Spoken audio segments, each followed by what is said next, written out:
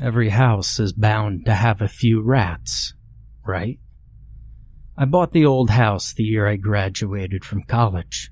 It was incredibly cheap for such a big house.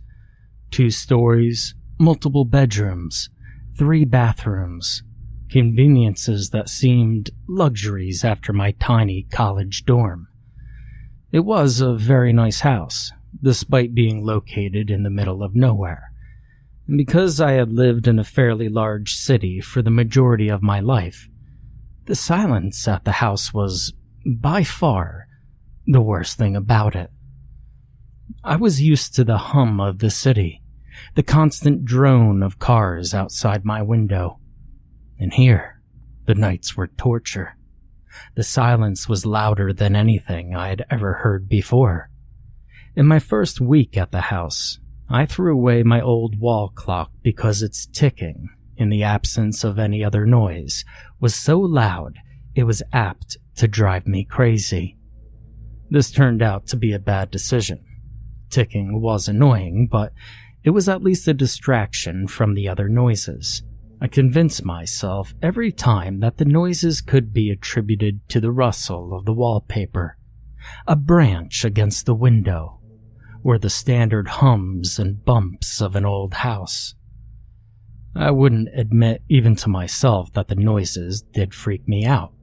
That's probably what the rats were, at least at first, a convenient excuse. It was unreasonable to expect a vermin-free home in the middle of a forest, of course. But there were a lot of rats. I first noticed them when I opened a cupboard after my first trip to the store in the nearby town. I tried to put a loaf in there, and I was greeted by 3 huge rats, staring blankly at me with beady eyes. After that, I found more rats around. Several in the basement, a few scuttling around the porch steps, the patter of their tiny paws in the attic, even a big gray one in my bedroom. Now, naturally, I purchased a few rat traps, which seemed to help the problem quite a bit. A few days after, I got a cat, too. It was a small, scraggly creature I bought for $10 in a Walmart parking lot. But soon, my new cat became so efficient at catching the rats that I no longer felt the need to purchase rat traps every few trips to the store. Though I never really liked animals, I began to grow close to that cat. I even started calling him Tom, which I believed to be a suitable name for a cat. It would have been perfectly easy to feel content at that point. I was settling into my new home nicely. Tom was a good cat, and the vermin problem was under control. The only problem was that the noises hadn't stopped. Now they did quiet down for a while, just enough to explain them away. When I heard scratching, I would pat Tom between the ears and tell him he must have missed a rat or 2. When I was sure something scraped against the window, it was probably just the limb on the tree outside.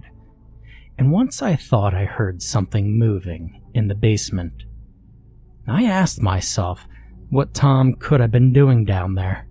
Never mind that I had just seen Tom walk into the kitchen. You see, there was always an excuse. Usually, I blamed it on the rats. After a few weeks, Tom wasn't bringing dead rats to the doorstep anymore. I always patted him on the head and told him he just had bad luck. And I didn't let myself think that the cat had killed all of them. Oh no. Then it would have been harder to explain the noises. But looking back, I suppose what started it was Tom pawing at the door, wanting out. It was late, and that cat had never wanted out at night before. I assumed he had seen a rat or some other small vermin outside, and so I let him out and I went back to bed. Not long after that, I heard a relentless scratching noise outside my window. It was a harsh, scraping noise, not unlike fingernails on a chalkboard. I turned over and tried to get back to sleep, but the noise continued. And finally, I got up and went to look outside and see what the problem was. Something had its face pressed against the glass. It stayed there for just a second, but the fleeting image was enough. That sight will haunt my dreams for the rest of my life. Its face was long and as white as bone. It had no eyes, but a red light seemed to burn deep within the pits of its skull. Black veins ran over its head, crisscrossing and bulging.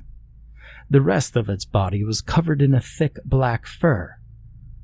And then, all of a sudden, it was gone. Now, once I had the time to think on it, the creature was made even more horrifying by the fact that my room, and of course my window, were on the house's second floor. After it left, the sheer reek of it finally hit me.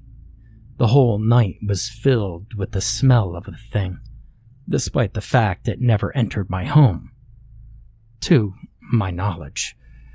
The smell was sour and rotting, making me want to vomit. I staggered back from the window, petrified by both the sight and the stench. I cupped my hands to my nose, my eyes watering and my legs shaking so hard that I could barely stand. I spent the rest of that night locked in my bathroom, a knife clutched in my hand, doubting what I had seen. And when morning came, the light gave me the courage to go outside. I remembered that I had let my cat outside, and I went around the house, calling for him. Now, it didn't take me long to find him, but I don't know, I won't go into detail, but poor Tom didn't even look like a cat anymore.